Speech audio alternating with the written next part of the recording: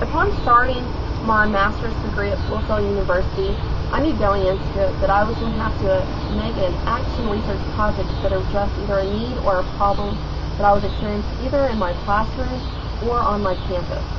And after looking back to a few years that I've taught at Gaylord High School, I realized the main concern that my students have had in the past was that they had no way to safely contact their teachers about homework assignments or about test reviews outside of school.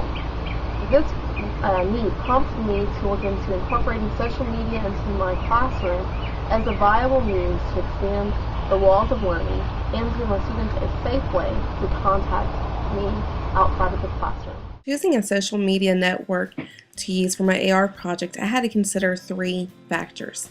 The first factor was how user-friendly the format was of that social media, and then was there already student interest in this particular type of social media?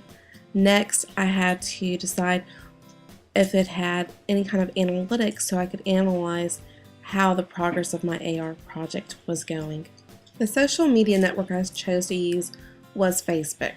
I chose Facebook because the majority of my students were already using it, and I felt like this would just be more effective, and they had a really user-friendly format plus great analytics. So I tried to get my students on board by getting them to promote the Facebook page. In order to do this, I chose a fun project for them to do at the beginning of the year, and it was to create a lab safety video. And in order to promote the page more effectively, I had my students make the lab safety video competition. They posted it originally to YouTube, placed the link onto our site, and then they promoted it through their friends so their friends would come out to the chemistry site and like it and become a fan of it. That way more students in my class would buy into it. Mr. Galvan is using the wrong type of pencil. He should be using a yellow pencil. Is it B, his eyes are strained because the light is too bright for him to see the words on the paper? Or is it C, he's in the hood that's meant for poisonous vapor chemicals when we're working with them? If you picked A, you're completely wrong, because his Toy Story pencil is obviously far superior to the yellow ones. If you picked B, you are wrong too, because he can obviously see just fine in there, his eyes aren't squinting at all. And if you picked C, I think you're right. Mr. Galvan, you should get out of the hood. It was the only quiet place, but I guess I see the error of my ways.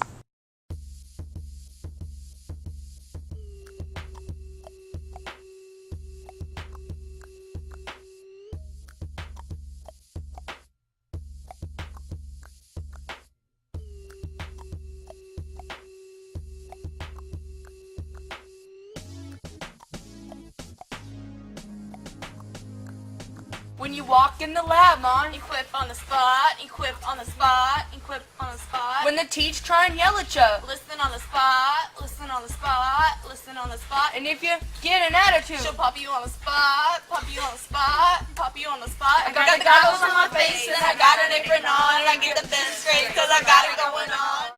The lab safety video competition really helped to loosen my students up, where they became more comfortable at opening themselves up on a social media network in a classroom type environment. They began making posts about various topics, about wondering when I was going to post a review, or asking questions about homework, or how to submit an assignment online through a different media network as Turnitin.com. The students were really great about being professional and using great netiquette throughout this process. I really enjoyed seeing the different types of posts they made. And eventually, we also did another project to help broaden my students' horizons, and that was to create a discussion board on a future project. In this project, my students had to interact with one another to foster questions that they would like to be answered when their classmates presented during the class. Now, the types of posts that I made periodically throughout Cycle 1 were homework reminders, test reviews, and also I posted some photo albums to help them study for a lab equipment safety test. There were other things that I also found of interest that I posted online, and those were things such as YouTube clips over the different sections that we happened to be covering in class. Some of these videos were shown in the class and I reposted so that students could watch them again to help prepare them for their upcoming tests. I really enjoyed using the YouTube clips. I really felt like this helped to prosper and broaden my students' horizons because they got to see locations that they normally would not get to use.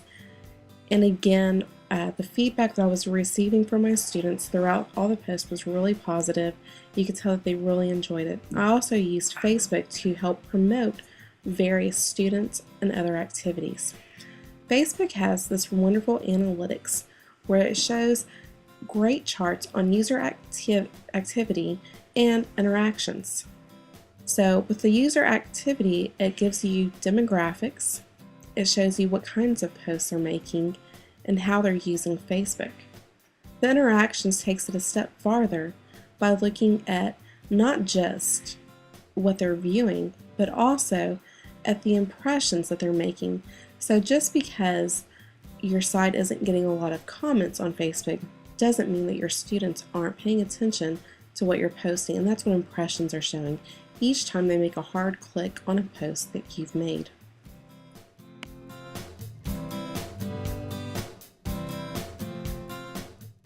When Cycle 2 had started, I had lost a lot of my motivation for making daily posts on Facebook for my students.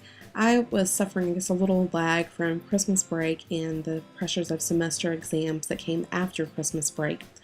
So because of that fact, I noticed that many of my posts weren't getting the same kind of interactivity that they were during the first cycle. So for that reason, I really made a conscious effort to start again making posts on a daily basis, not just posts that said make sure you study, but posts that were positive or said no homework, to try to lighten the mood on Facebook for my students. At the same time, I was also competing with upcoming state achievement test and also with the county fair, which we're at a local 2A school district, so that's about 40% of our student body participates in the student fair. And also, another reason why I was trying to be more conscious of my posts is because studies have shown that the more open the instructor is on Facebook, the more the overall interaction will take place. It will increase. It becomes a more open, sharing environment. So I really tried to avail myself to that. There was one thing that I had noticed that whenever my assistant principal started liking it over and over again, my students quit responding, and I feel like that was in part due to the fact that they don't have a good relationship with him, and that was something that one of my critical friends had mentioned also. To also increase the interactivity of my Facebook account, I started using Quizlet. Quizlet is an awesome Web 2.0 tool that is not just flashcards. It also creates short quizzes for the students to take, and it also has games that they can play. So once I interjected Quizlet into my Facebook account, I noticed that the impressions had gone up, user interactivity had also increased. I also noticed that my students were doing a little bit better on their test scores, which is always a bonus no matter what.